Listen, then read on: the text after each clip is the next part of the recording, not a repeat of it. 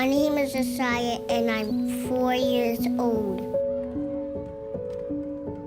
My most favorite thing in the world to do is play. The large majority of our patients tend to be very little at the time of their transplant. I like to go on safari and find dinosaur bones. I needed a new liver, so I had to go to the hospital.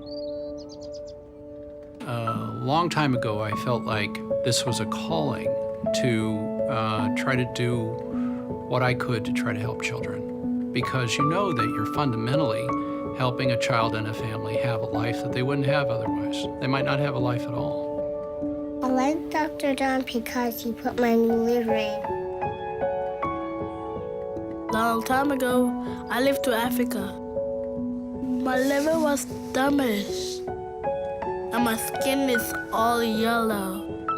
To be in the hospital so long, if you have siblings and not to see them or be able to play with them, it can make it a long time. The best way to take care of a child is to take care of the child with the family involved. We call that family-centered care. And our building should match our belief. I like to say form should follow function. We're going to a hospital that has all single patient rooms, one family per room, with enough space for the family to be involved all the time, 24 hours a day, 7 days a week. My dad, he's the one who makes me feel better. We care about that child and that family, and we're not a huge center, and because of that, we, I believe, have a lot more time to put towards their child. I love Dr. Dunn. I want to say thank you. I love you, Dr. Dunn.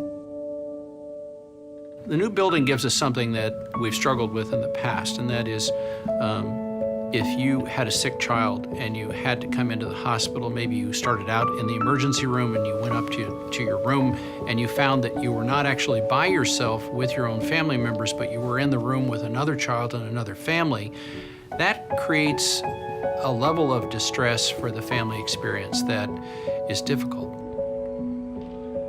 Hi, my name is Miranda, and I'm 10 years old. The most rewarding thing for me is to be able to see a child come to us for a transplant and to watch them grow to a young adult. That's just amazing to me. I like to play outside a lot instead of staying inside. I like to play tag with my cousins and hide and go seek and squirting water guns. Those are fun things. I've never really known how to say back to our families how much I admire what they do for their kids and their experience, because how can you say that? How do you roll that up? You know it's happening, especially as you get older and you live longer. You see what families have gone through. You see there's wear and tear in life regardless of whether you're acutely or chronically ill.